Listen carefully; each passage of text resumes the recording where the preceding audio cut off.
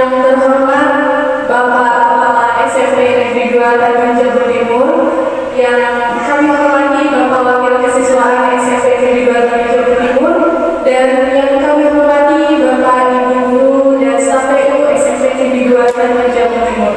Alhamdulillahirabbil alamin, alhamdulillahilladzi ana hasanna wa bala wa syukur. Asyhadu an la ilaha illallah wa asyhadu anna Muhammadan abduhu wa rasuluhu sallallahu alaihi wasallam wa ala alihi wa ashabihi amma ba'd.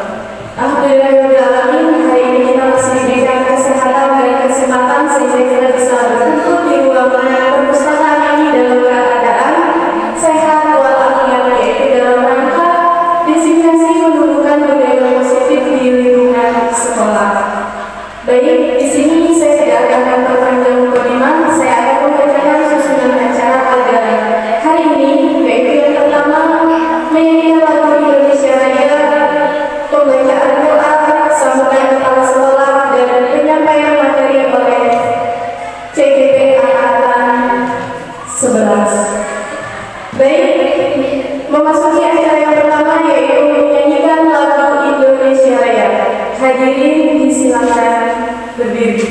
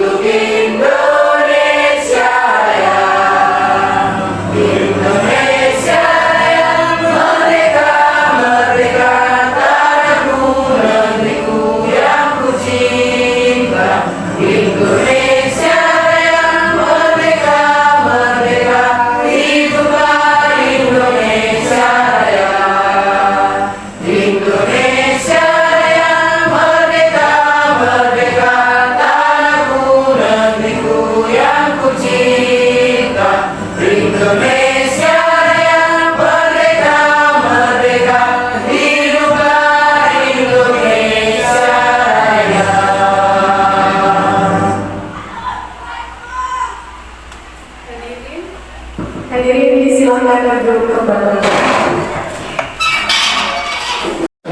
Memasuki acara yang kedua yaitu pembacaan doa yang akan disampaikan oleh Bapak Ali Abdulli kepada Bapak, kami persilakan.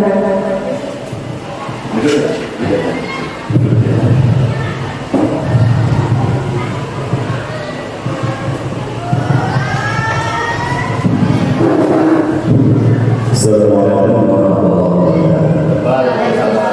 Mari kita berdoa kepada Allah SWT agar kita bacakan dapat kita kepada Allah SWT.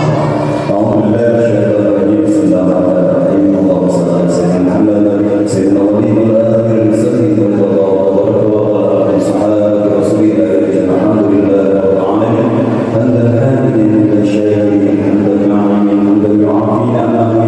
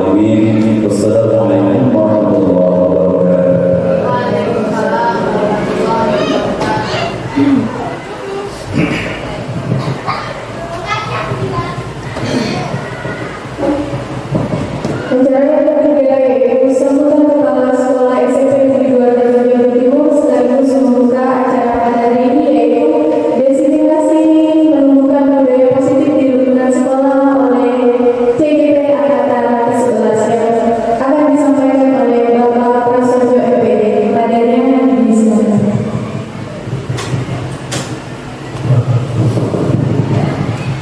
Bismillahirrahmanirrahim. Assalamualaikum warahmatullahi wabarakatuh. Alhamdulillahirabbil wassalatu wassalamu ala asyrofil sayyidina Muhammad wa ala alihi wa sahbihi ajmain.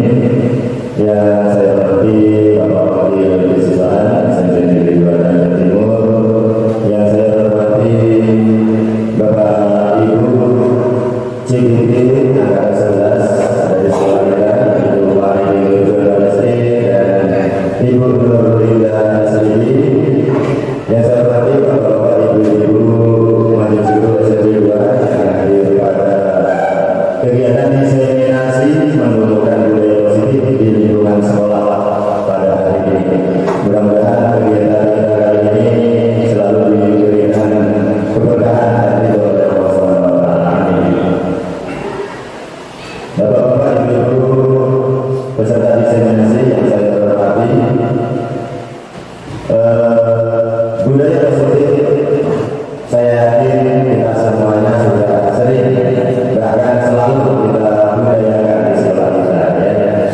Budaya positif itu menurut beberapa sumber adalah nilai-nilai positif yang kita budayakan, yang kita tanamkan pada anak-anak kita di sekolah.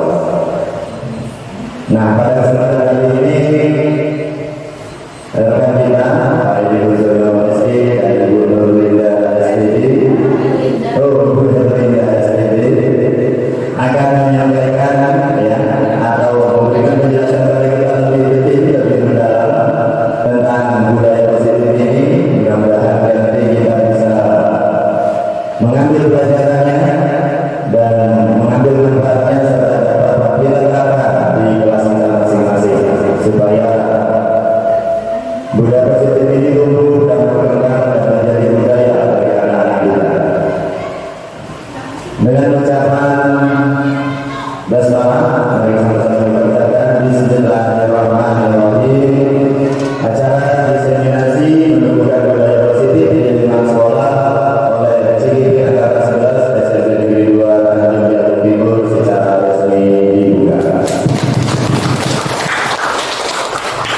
Ya, tanpa berpanjang kalimat, langsung saja nanti sebentar lagi kita sama-sama simak dan sama-sama dengarkan apa itu budaya positif lebih detailnya dan bagaimana penerapannya. Dari saya cukup sekian dan terima kasih. Wassalamualaikum warahmatullahi wabarakatuh.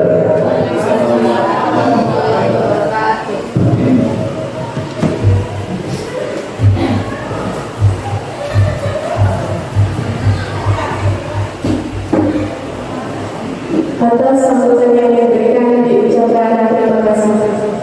Acara selanjutnya yaitu penyampaian materi oleh CGP Angkatan 11 tentang budaya positif di lingkungan sekolah yang akan disampaikan oleh pemateri pertama yaitu Ibu Herlinda SPD. Kepadanya disilakan.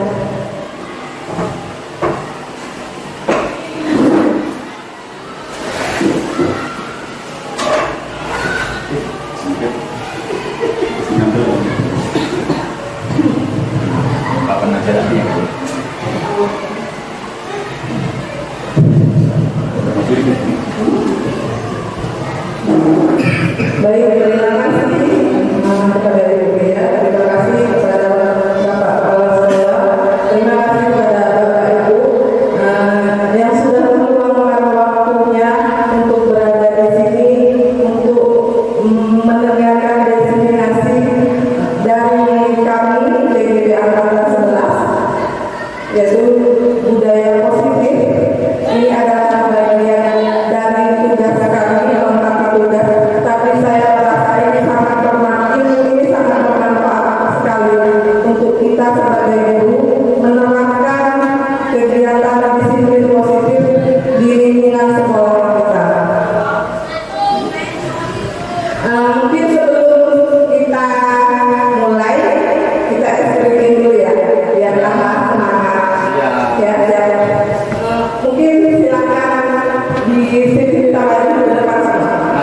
Ya.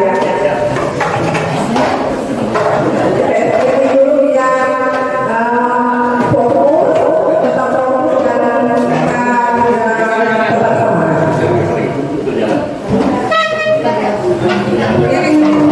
Ya betul.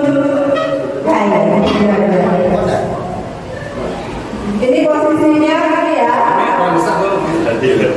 Kakinya bisa pas lagi sana.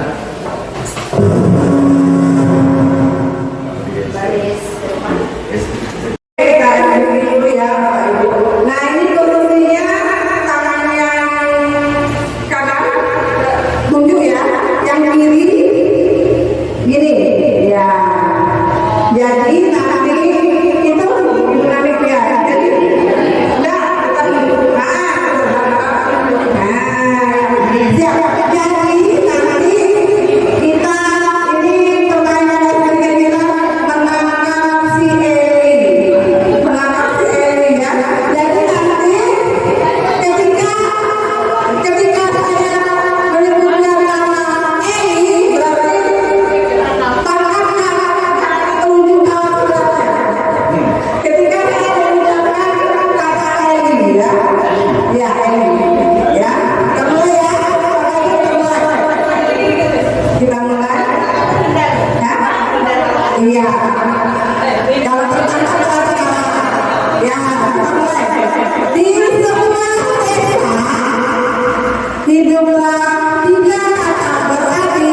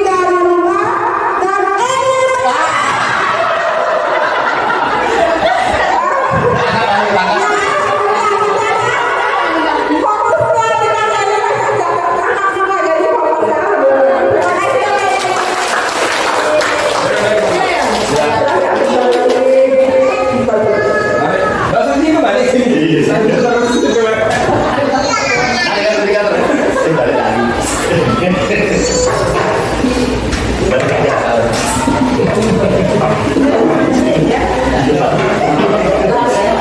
bernama Ella. Memasuki acara yang kedua yaitu pembacaan doa yang akan disampaikan oleh Bapak Ali Abdulli kepada Bapak kami persilakan.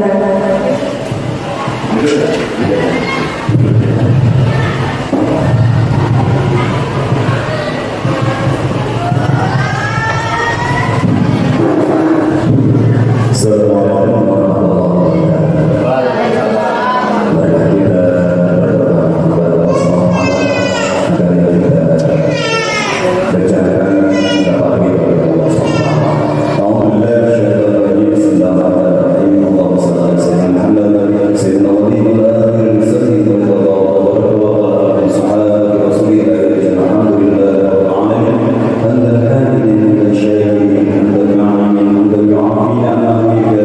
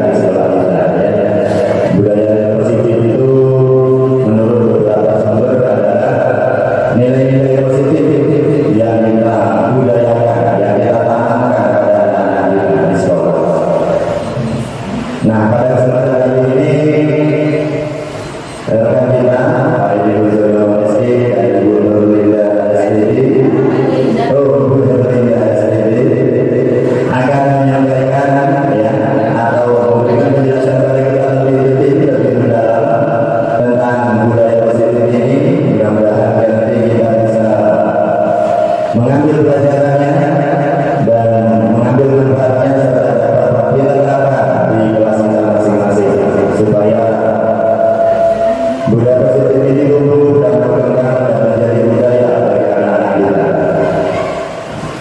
Dengan ucapan basmalah, mari sama-sama mengucapkan Bismillahirrahmanirrahim. Acara diseminasi menumbuhkan budaya positif di lingkungan sekolah oleh CGP Angkatan 11 SMP Negeri 2 Tanjung Jabung Timur secara resmi dibuka. Ya, tanpa berpanjang kalimat, langsung saja nanti sebentar lagi kita sama-sama simak dan sama-sama dengarkan apa itu budaya positif lebih detailnya dan bagaimana penerapannya. Dari saya cukup sekian dan terima kasih. Wassalamualaikum warahmatullahi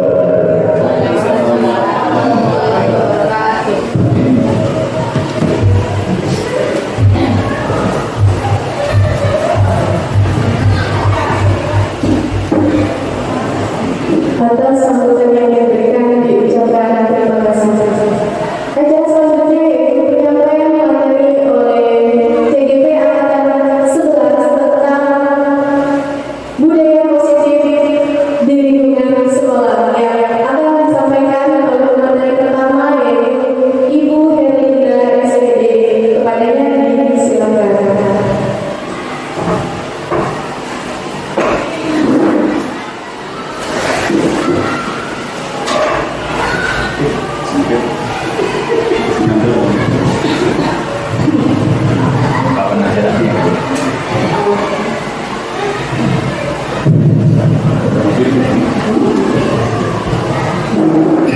Baik, terima kasih kepada Ibu ya, terima kasih kepada Bapak Kepala Sekolah, terima kasih kepada Bapak Ibu yang sudah meluangkan waktunya untuk berada di sini untuk mendengarkan diseminasi dari kami CGP Angkatan 11 yaitu budaya positif. Ini adalah bagian dari tugas kami, melengkapi tugas. Tapi saya merasa ini sangat bermanfaat sekali untuk kita sebagai guru menerapkan kegiatan disiplin positif di lingkungan sekolah kita. Mungkin sebelum kita mulai, kita screening dulu ya, biar tambah semangat. Ya. Mungkin silakan di sini kita lagi ke depan semua. Ya. Screening dulu biar fokus, tetap fokus dan kita tetap semangat.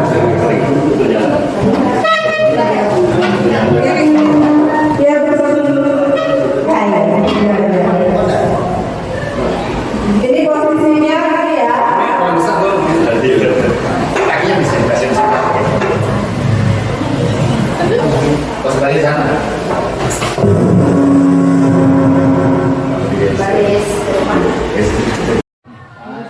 Oke, baik, dari screening kita untuk meningkatkan kefokusan kita agar kita lebih fokus lagi mendengarkan materi pada hari ini. Assalamualaikum warahmatullahi wabarakatuh.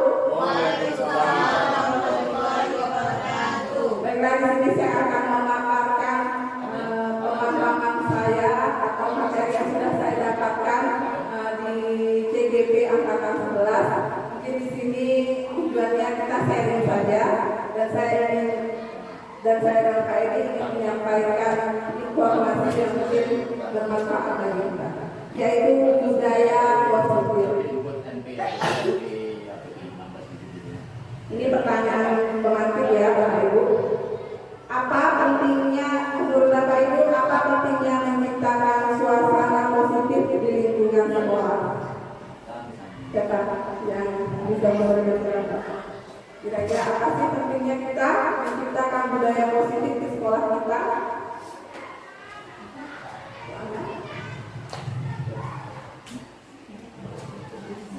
Baik, terima kasih. Saya mencoba untuk menjawab. Pentingnya menciptakan suasana positif di lingkungan sekolah. kegiatan. Jadi kalau suasana sudah positif, kegiatan yang terjadi di dalam sekolah itu insya Allah semuanya akan terjadi dengan positif. Jadi karena sudah ada semangat positif, anak-anak, guru, siapa saja di sekolah akan bersemangat untuk melakukan hal positif apapun itu dirinya. Terima kasih.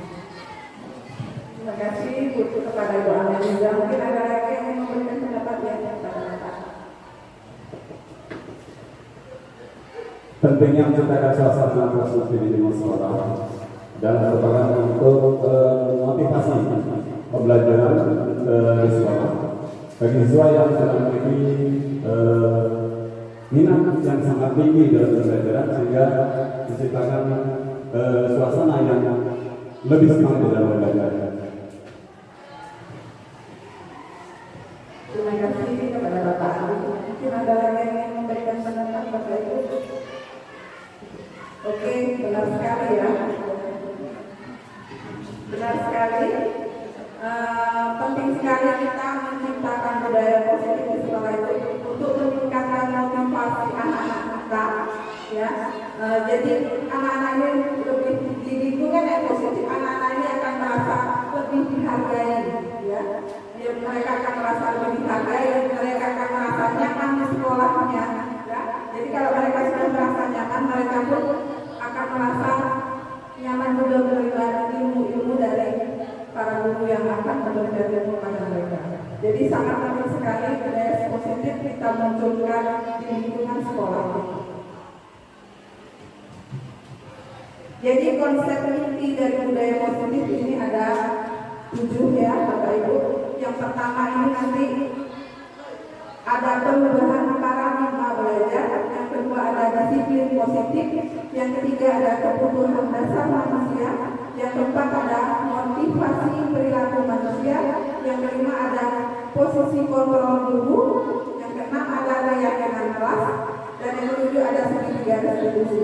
Nah, jadi di ketujuh konsep ini kami akan berbagi, saya akan berkolaborasi dengan Pak Edi Budiono. Nanti saya akan mengambil sebagian 1 dan 4 dan selebihnya 5 sampai 7 nanti Pak Edi yang akan menyampaikan adanya.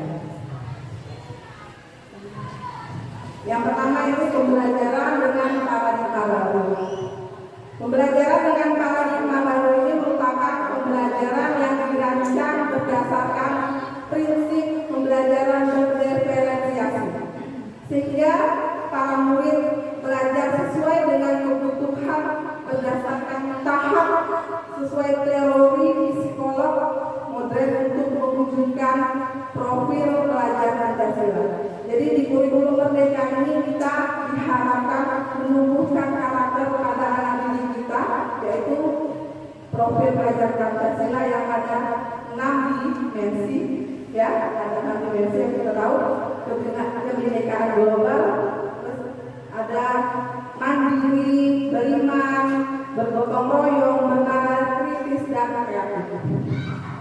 Jadi dalam membangun budaya positif, sekolah dapat menyediakan lingkungan yang positif, aman dan nyaman untuk menciptakan suasana yang merdeka, ya, bertindak dan mandiri dan bertanggung jawab. Disiplin sangat berkaitan dengan kontrol guru terhadap murid.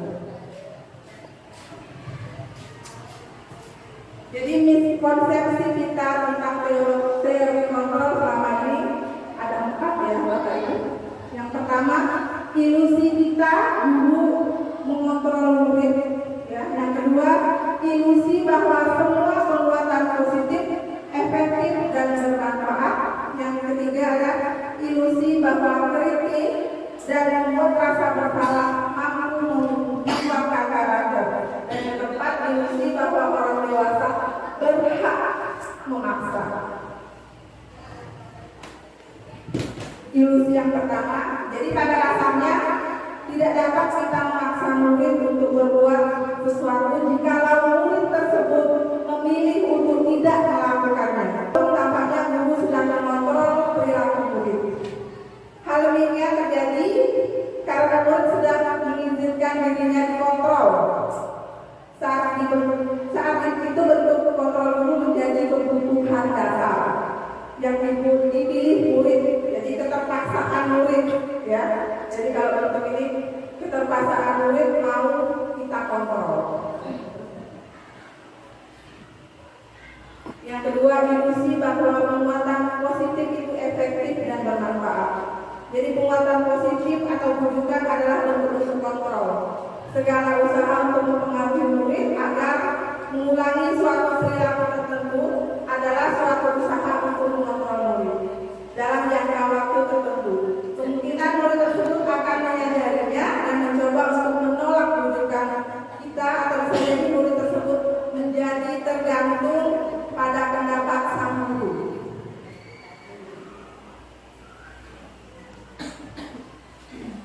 Terus yang ketiga, ilusi bahwa kritik membuat orang merasa bersalah dapat menguatkan karakter. Menguatkan kritik dan rasa bersalah untuk mengontrol murid menuju pada identitas gagal. Mereka belajar untuk merasa buruk tentang diri mereka. Mereka mengembangkan dialog diri yang negatif. Kadang-kala sulit bagi guru untuk mengidentifikasi bahwa mereka sedang melakukan perilaku ini, karena seringkali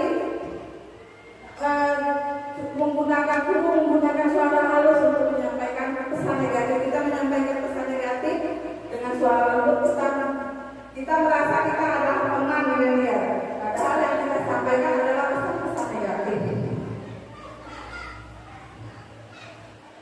Yang keempat, ilusi bahwa orang dewasa itu memiliki hak untuk memaksa. Banyak orang dewasa yang percaya bahwa mereka memiliki tanggung jawab untuk membuat murid-murid berbuat hal tertentu.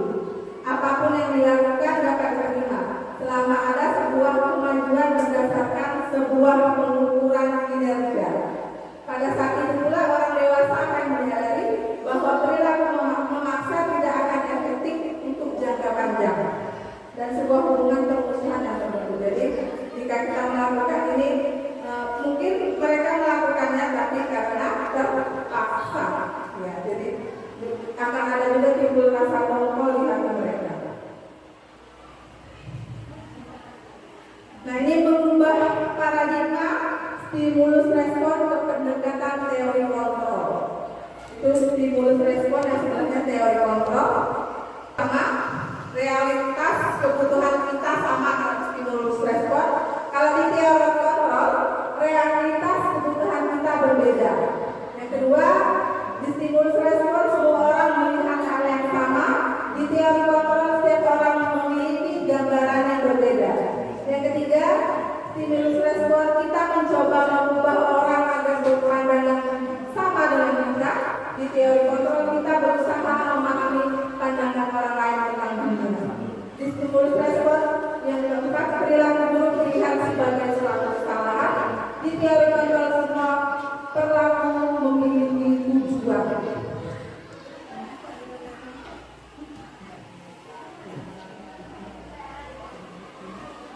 Ya, jadi untuk merubah paradigma stimulus respon kepada pendekatan teori kontrol, menurut Stephen R. Covey, prinsip Concept Leadership tahun 1991 mengatakan bahwa kita ingin membuat kemajuan perlahan, sedikit-sedikit ubahlah sikap dan perilaku Anda, namun kita ingin memperbaiki cara-cara utama kita. Maka kita perlu mengubah kerangka acuan kita. Jadi ubahlah bagaimana Anda melihat dunia, bagaimana Anda berpikir tentang manusia, ubahlah paradigma Anda, skema pemahaman dan penjelasan aspek-aspek tertentu tentang realitas. Nah, ini ya disiplin positif. Yang artinya itu, disiplin itu artinya belajar. Jadi disiplin ini mengacu pada disiplin diri yang memiliki tanggung jawab terhadap apa yang dilakukan berdasarkan nilai-nilai yang diyakini. Jadi disiplin positif merupakan salah satu cara penerapan disiplin yang bertujuan untuk menumbuhkan kesadaran, memberdayakan peserta didik tanpa imbalan, penghargaan atau reward, ya, ancaman atau hukuman. Jadi di sini motivasi anak ini agar juga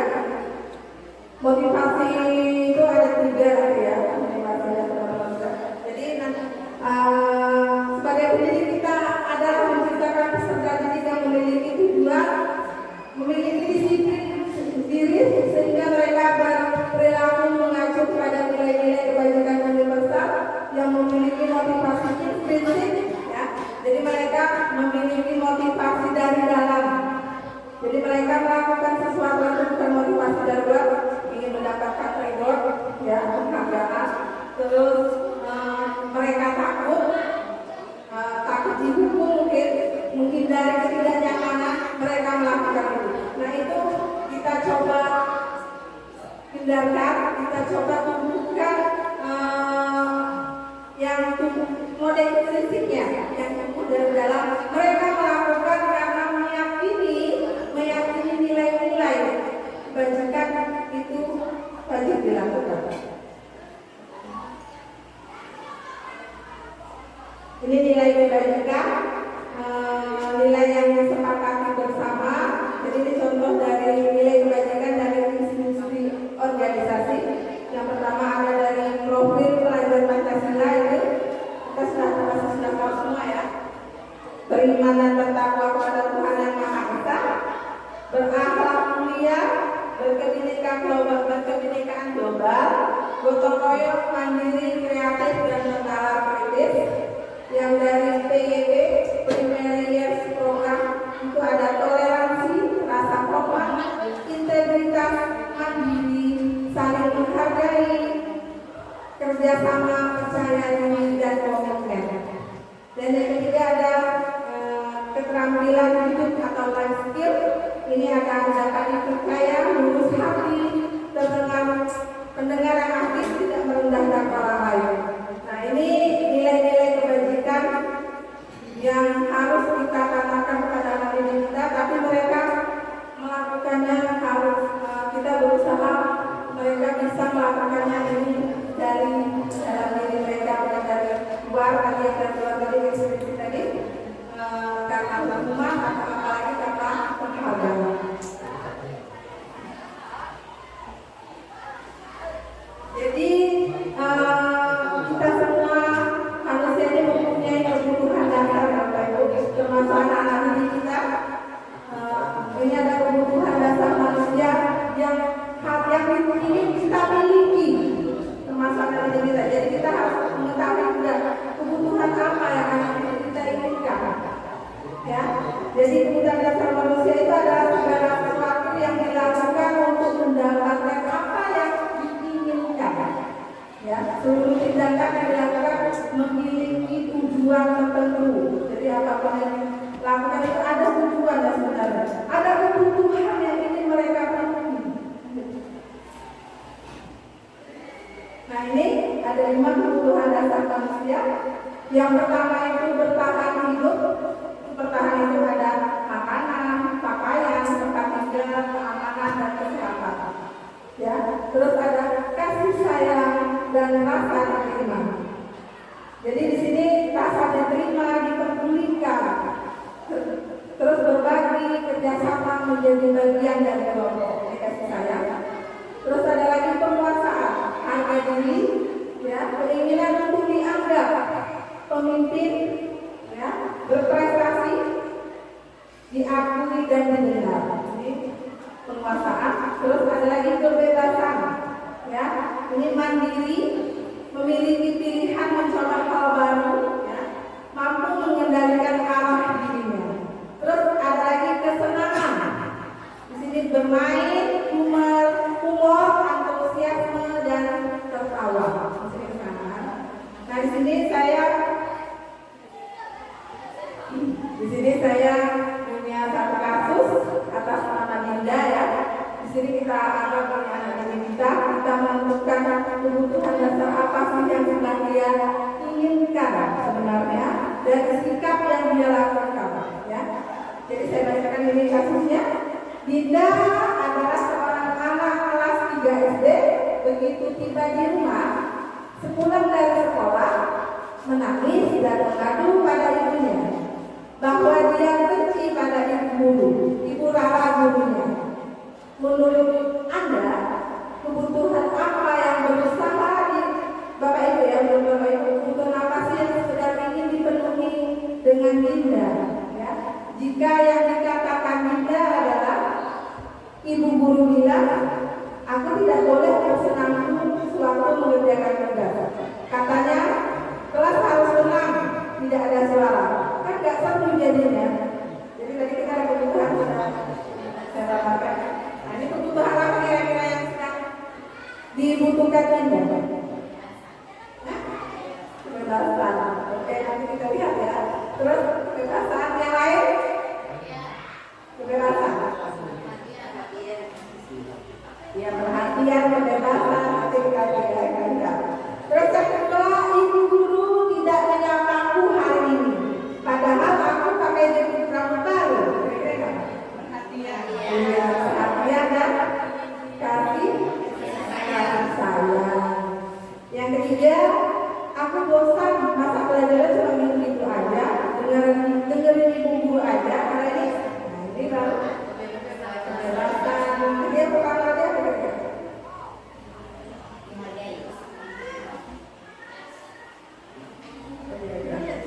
Nah, yang keempat lagi, aku sebel, gambarku tidak rapi.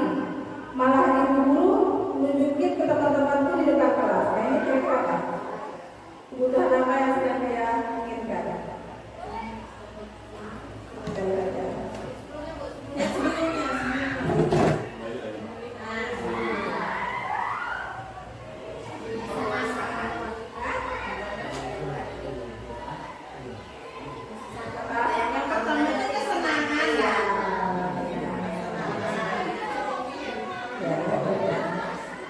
Nah ini ya, kesenangan. Yang terakhir tadi, penguasaan dia ini diakui oleh ibunya, ya Bapak Ibu. Jadi apapun yang dilakukan anak-anak didik kita itu ternyata ada tujuannya, ada keinginan yang ingin dipenuhi dalam dirinya. Jadi kita harus memahami hal itu. Nah ini tadi yang motivasi perilaku manusia yang tadi saya bilang ada motivasi ekstrinsik dan ekstrinsik.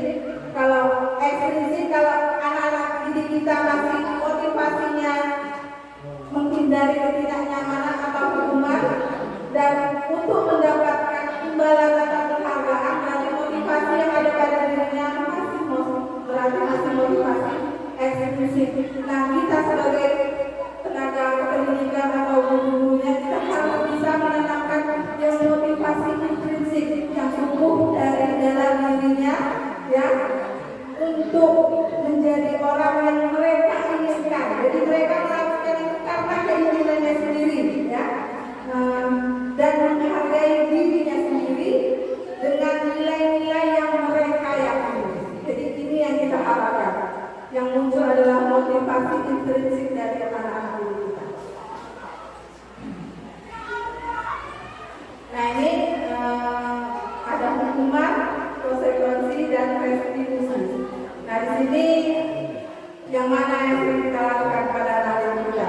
Hukumankah, konsekuensi atau restitusi? Saya pun sebelum mempelajari modul ini mungkin kita lebih ke hukuman atau konsekuensi, ya. Jadi hukuman itu adalah tidak terencana, tiba-tiba, ya. Terus murid tidak tahu apa yang akan terjadi atau tidak dilibatkan, ya. Bersifat satu arah dan terus berupa hukuman fisik atau psikis. Nah, hukuman. Kalau konsekuensi terencana dan disepakati sesuai peraturan. Jadi kita sudah menyepakatinya terlebih dahulu kalau konsekuensi, ya. Murid tetap dibuat tidak nyaman, sikap guru selalu memonitor murid. Nah, ini konsekuensi. Jadi kan kalau biasanya kita juga sering di posisi konsekuensi, ya Bapak Ibu. Setelah kita beri peringatan dan setelah melakukan, itu namanya kita selalu memonitor mereka.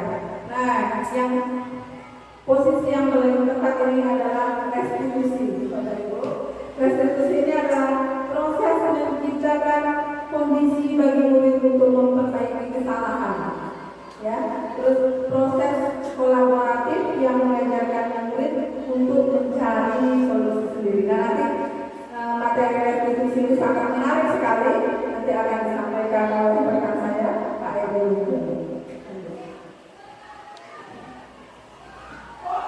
Nah, di sini ada contoh hukuman dan konsekuensi. Kita ya, itu saya punya kertas warna, nanti kita coba.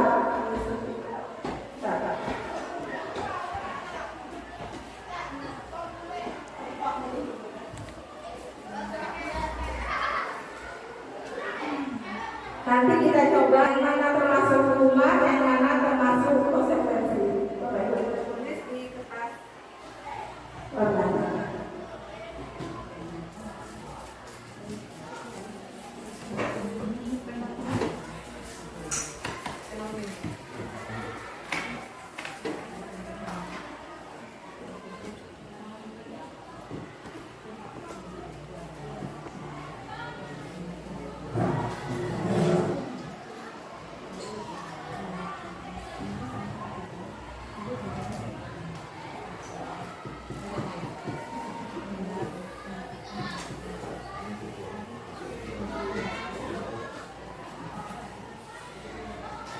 Jadi kita buat yang mana menurut Bapak Ibu, yang mana hukuman, yang mana konsekuensi. Jadi kalimat pertama itu mencatat 100 kali di dalam buku, kalimatnya saya tidak akan terlambat lagi. Jadi karena itu ini kalimat terlambat ke sekolah, ini termasuk hukuman atau konsekuensi. Boleh ditulis nomor 1 hukuman, satu konsekuensi.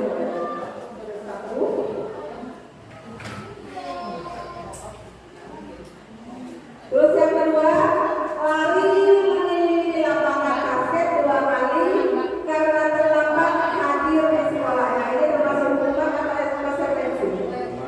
Ya, silakan tulis di kertas. Nomor 3 itu membersihkan coretan yang dibuatnya di meja tulis. Hukuman atau konsekuensi? Terus yang keempat, murid diminta untuk push up 15 kali karena tidak menggunakan masker ke sekolah. Yang kelima, menggantikan kertas tugas teman yang telah dicoret-coret. Hukuman atau konsekuensi?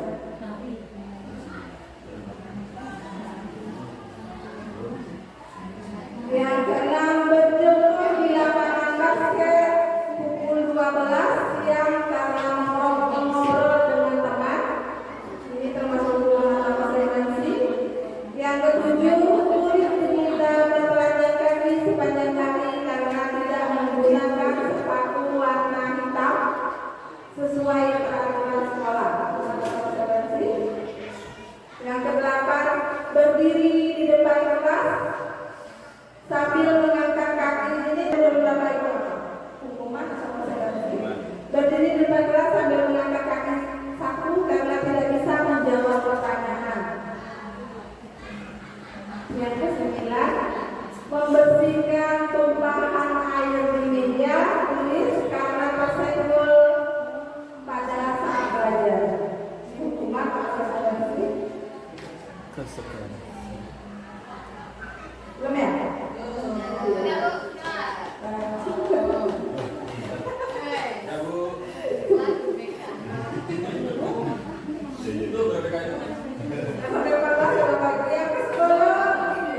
Kehilangan 10 menit dan istirahat untuk mengerjakan tugas karena terlambat datang dan tertinggal pelajaran selama 10 menit. Hukuman atau konsekuensi? Yang 11, duduk di bangku di pinggir lapangan pada jam istirahat, tidak diizinkan bermain oleh pembeli tiket karena mencederai teman saat bermain di lapangan. Yang ke-12, terlambat hadir di pembelajaran daring 15 menit dan diminta untuk tinggal 15 menit sesudah kelas usai untuk membahas ketinggalan pembelajaran. Hukuman atau konsekuensi? 13, lari mengelilingi lapangan basket 2 kali karena terlambat 10 menit untuk pelajaran PJOK. Yang terakhir, membersihkan meja sekolah karena mematahkan pensil kawannya.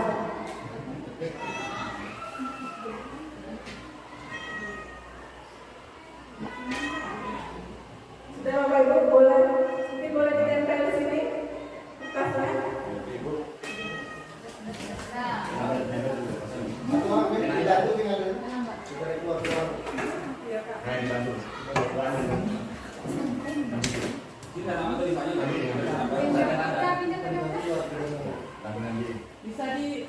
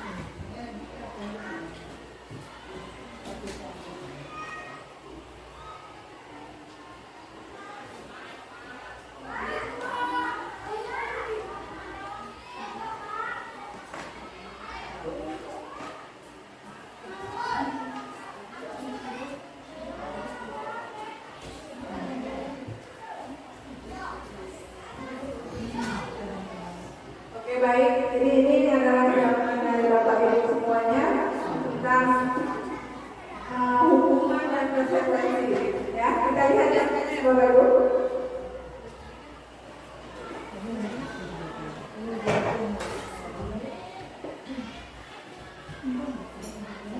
Nah, kita lihat cocokkan. Yang pertama itu adalah konsekuensi. Yang pertama adalah konsekuensi. Tapi ternyata di sini Bapak Ibu hanya menulis hukuman. Ya. Yang kedua itu adalah hukuman yang benar. Semuanya hukuman. Ini ada satu konsekuensi. Yang ketiga itu adalah konsekuensi. Ya. Bapak Ibu juga banyak yang sudah menuliskan benar konsekuensi. Yang keempat adalah hukuman. Hukuman bertanya apakah hukuman? Yang kelima itu konsekuensi. Ya. Ya. Terus ada lagi 6 hukuman, benar. Ya, 7 hukuman, 8 hukuman. Terus konsekuensi dan yang terakhir ada hukuman. Ini saya rasa Bapak Ibu juga sudah paham. Cuma yang nomor 1 saja dari yang Bapak Ibu. Tapi ini semuanya sudah sama dengan jawabannya. Jadi saya rasa kita sudah paham bentuk hukuman itu yang bagaimana dan bentuk konsekuensi itu yang bagaimana. Ya. Nah ini ya. Ini contoh penerapan lima kontrol. Nah ini akan bergantian saya akan sampaikan kepada rekan saya. Disampaikan dan oleh rekan saya Bapak Edi Widodo. Saya persilakan. Dan untuk materi saya akhiri, saya ucapkan terima kasih. Saya akhiri wabillahi taufiq wal hidayah. Wassalamualaikum warahmatullahi wabarakatuh. Waalaikumsalam warahmatullahi wabarakatuh.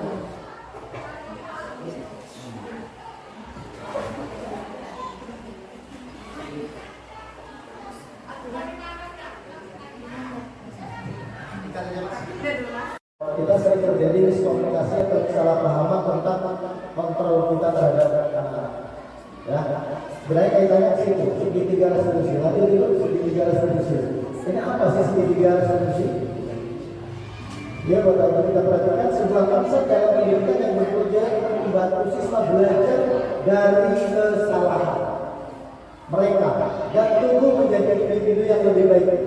Konsep ini menekankan pada proses pemulihan dan perbaikan setelah terjadinya suatu pelanggaran atau kesalahan.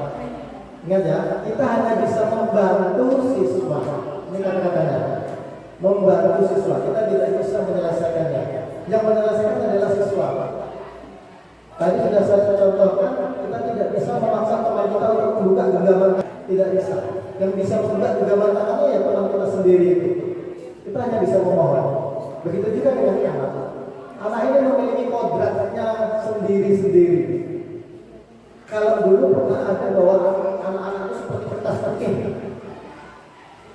kita lah yang mewarnainya, mencoret-coretnya atau bagaimana. Ternyata tidak. Pendidikan di dalam filosofi pendidikan Ki Hajar Dewantara, Bapak Ibu, anak itu sudah punya karakter. Anak itu bagikan kertas yang sudah ada goresan-goresannya. Kita hanya mengendalikannya saja. Anak sudah punya pribadi karakter masing-masing yang dibawa dia sejak lahir. Itu namanya kodrat. Ya, kodrat. Kita tidak bisa apa-apa. Kita hanya bisa menebalkan kodrat-kodrat yang ada. Nah, kodrat itu ada dua. Kodrat alam yang dibawa oleh anak dan kodrat zaman. Ini kita flashback sebentar saja. Kalau kodrat alam itu tadi sudah saya sampaikan, karakter anak, lingkungan anak, budaya di lingkungannya, di apakah anak itu budaya. Tapi kalau kodrat alam, kodrat zaman, anak sekarang dilahirkan bahkan mohon maaf kelas 4, kelas 5, bahkan anak-anak kita yang kalau kita sibuk belum sempat ngomong dikasih HP nonton film kartun diam, umur baru 2 tahun. Itu kodrat zaman itu. Anak dilahirkan dari lingkungan zaman yang begitu modern. Nah, kita sebagai guru mengemas bagaimana pembelajaran itu sesuai dengan kodratnya anak, kodrat zaman dan kodrat alam. Sesuai dengan kodrat zaman, nah ini termasuk pembelajaran yang menggunakan fokus, menggunakan gadget, mengumpulkan tugas dengan menggunakan Google Form, mengumpulkan tugas dengan menggunakan Google Slide dan lain-lainnya. Dan anak jauh lebih mampu dalam hal gadget daripada kita. Kita sadar memang iya. Ya, anak lebih mampu menggunakan gadget, bahkan menggunakan gadget anak lebih duluan daripada kita. Tanpa anak lebih duluan kita daripada kita. Dan ini yang akan kita eksplor dari diri anak tentang kodrat zaman. Jadi kita hanya bisa memadukan antara model pembelajaran kita dengan kodrat yang ada pada anak. Kembali kepada segitiga resolusi, kita hanya bisa membantu siswa untuk menemukan kesalahan. Ya, konsep ini bertujuan untuk proses pemulihan dan perbaikan setelah terjadinya pelanggaran atau suatu kesalahan. Jadi Bapak Ibu, ternyata kita tidak boleh lagi mengatakan, bosan aku manggil bosan saya manggil si ternyata tidak boleh. Karena itu bagian dari tugas kita. Tugas kita seorang wali kelas, tugas kita seorang guru, memang harus manggil terus. Jika anak sekiranya melakukan ketidaksesuaian dengan keyakinan kelas yang sudah disepakati bersama. Ya. Lanjut. Nah, segitiga restitusi ini berisi tentang keyakinan bersifat abstrak, tidak nampak, tidak bisa terlihat, ya. Dibuat dalam pernyataan positif, misalnya saling menghargai, kemudian saling menghormati, menjaga kebersihan, menjaga kenyamanan, kata-kata positif seperti itu. Sedikit saja agar mudah diingat, contoh menjaga lingkungan sehat, nah itu sedikit saja kata-kata. Saling menghargai, nah itu sedikit saja, tetapi kita langsung ingat sesuai dengan kondisi kelas dan sekolah sehingga mudah diterapkan. Jangan pula kita membuat keyakinan kelas yang tidak mungkin kita lakukan, misalnya menggunakan fasilitas internet. Nah ini yang kita maksudkan tidak ada. Jadi yang sederhana tapi mampu kita lakukan. Mencakup seluruh warga sekolah atau warga kelas, ya, tidak boleh melibatkan orang lain. Cukup kita saja. Karena orang lain tidak bertanggung jawab atas kita. Kita lah yang bertanggung jawab atas kita sendiri. Ya, itu maksudnya. Dilibatkan saat membuat keyakinan kelas. Jadi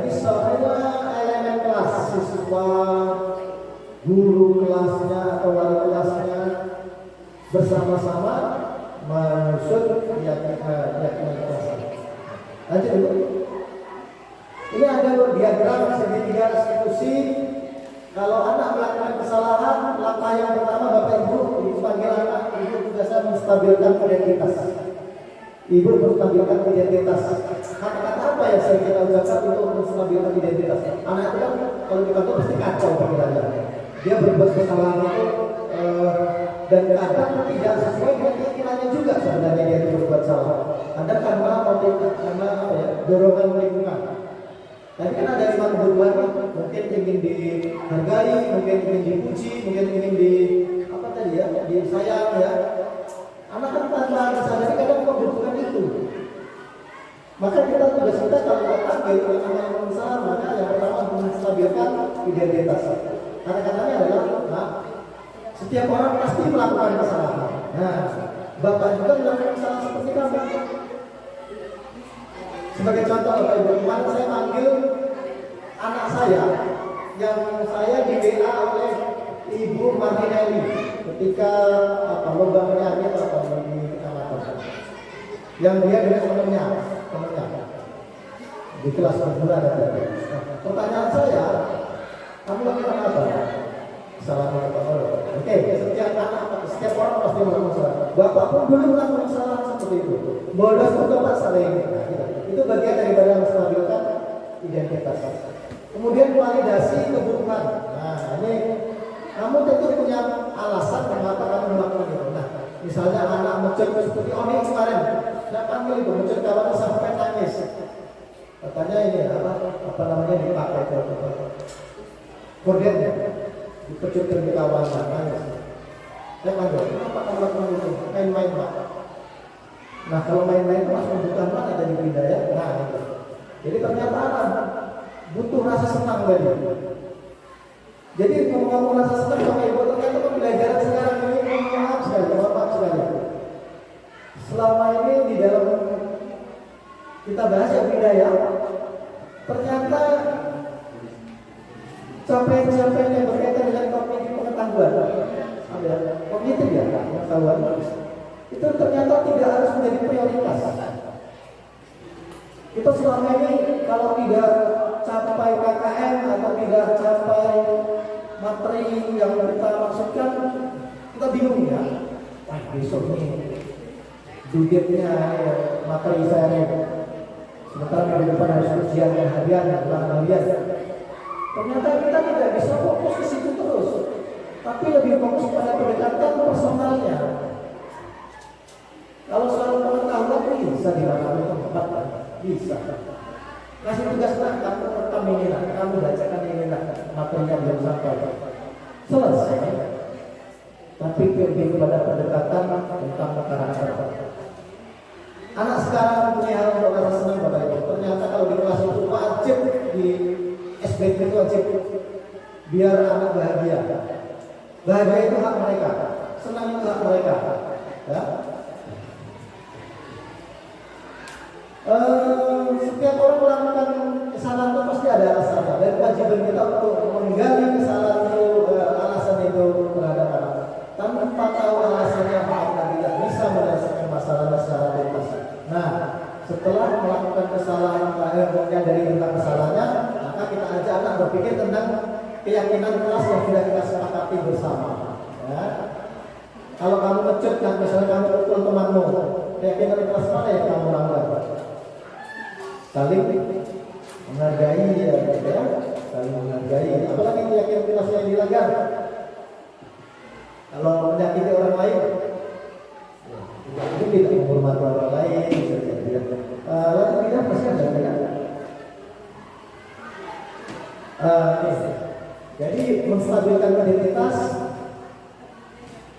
Bapak Ibu, ini kata-katanya kalau Ibu memanggil anak, kata-kata yang anak lakukan kesalahan ini boleh dipakai. Berbuat salah itu wajar. Tidak ada manusia yang sempurna. Bapak Ibu juga pernah melakukan itu. Nah, ini untuk menguatkan anak, menstabilkan identitas kalian. Jadi anak tidak merasa bersalah. Nah, misalnya ada yang katakan ada yang menyobek baju temannya, ya itu cari kata-kata yang tepat di sini. Bapak Ibu tidak mau mencari siapa yang salah dan siapa yang benar. Bapak hanya ingin mencari solusi dari masalah itu. Kata-kata ini boleh dipilih kalau panggilan. Kamu berhak merasa marah. Misalnya ada yang marah ya. Kamu berhak marah. Setiap orang berhak marah. Silakan marah. Tetapi ketika kamu marah, ketika kamu meluapkan emosi kamu, jangan sampai kamu mengabaikan hak orang lain juga. Kan begitu. Baik, lanjut. Validasi tindakan yang salah. Kata-kata yang boleh Bapak Ibu katakan lagi pilih, begitu ya. Validasi tindakan yang salah, kamu pasti punya alasan mengapa kamu melakukan itu. Jadi kalau ada yang salah dipanggil, boleh Bapak Ibu bicara ini. Padahal kamu bisa melakukan yang lebih buruk dari itu. Misalnya anak marah dengan si B karena sudah mencontek misalnya. Marah-marah. Yang dicontek tadi marah-marah. Kita panggil anak, kenapa kamu marah? Belum, Pak, kerja saya dicontek terus. Oke, kamu wajar dan marah. Kamu berhak marah. Tapi pas habis itu kamu hanya marah. Tidak melakukan tindakan yang lebih dari itu. Memukul misalnya, ya, mencibir, membuli misalnya. Jadi kita kuatkan anak itu sendiri. Kamu patut bangga karena kamu telah melindungi sesuatu yang penting buatmu. Tadi, sesuatu yang penting apa tadi? Contohnya, hasil kerjanya dicontek atau bukunya dicoret-coret. Nah, itu melindungi hak miliknya. Justru itu kita kuatkan. Artinya dia sudah mempunyai apa ya, karakter melindungi hak miliknya. Ya, ini harus dikuatkan. Kemudian kata-kata selanjutnya adalah kamu melakukannya karena mempertahankan sesuatu yang penting bagimu. Artinya anaknya sudah betul-betul luar biasa. Ya, hanya saja cara melakukannya mungkin yang harus kita arahkan. Anak panah biasa. Ternyata berkelahi biasa karena mereka punya alasan. Ada yang dia pertahankan, pasti ada yang dia pertahankan. Ya. Masih ada? Tidak? Masih ada? Nah, ini yang terakhir. Menanyakan kira-kira dari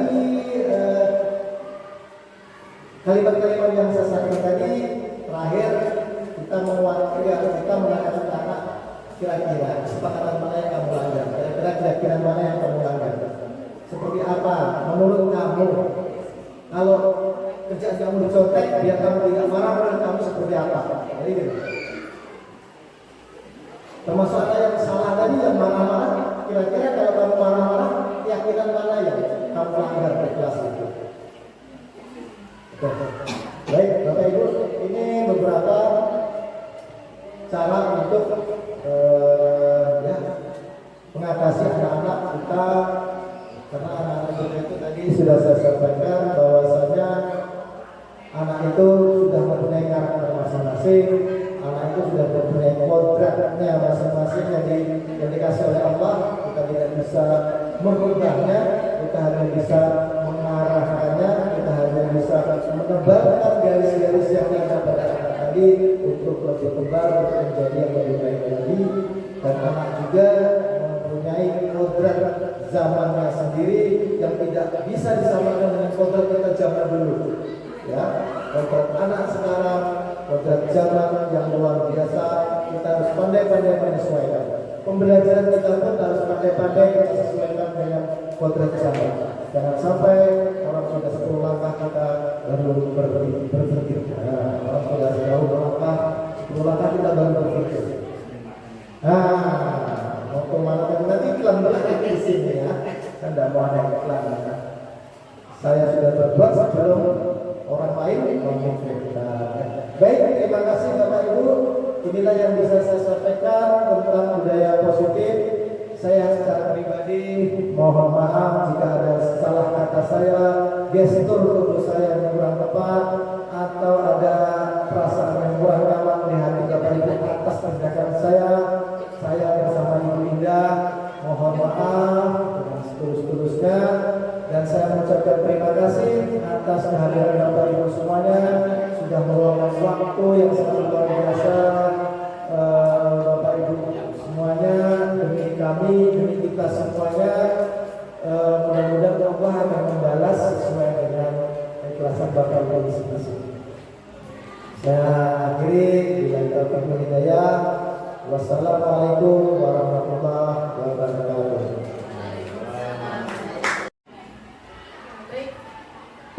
Baik Bapak Ibu yang masih bersemangat dan berbahagia, itu tadi pemaparan materi dari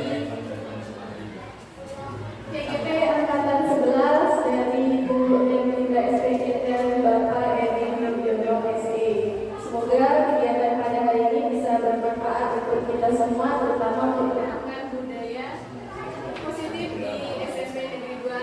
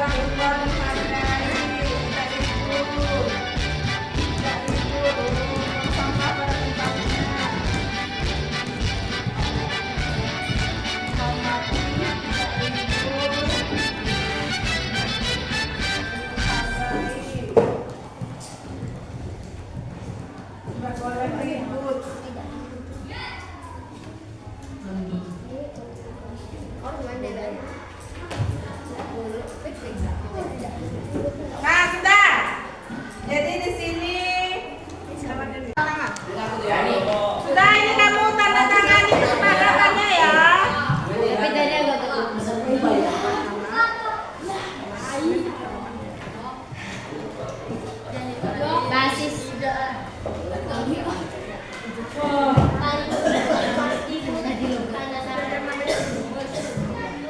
aku di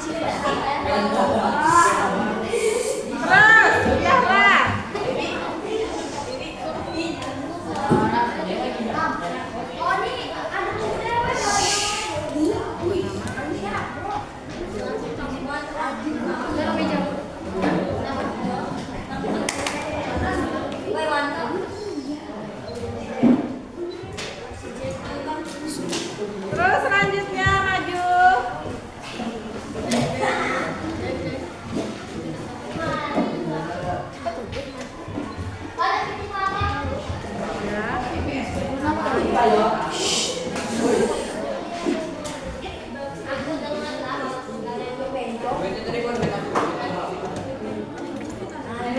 Ayo, berusaha maju. yang tadi yang Ayo, cepat.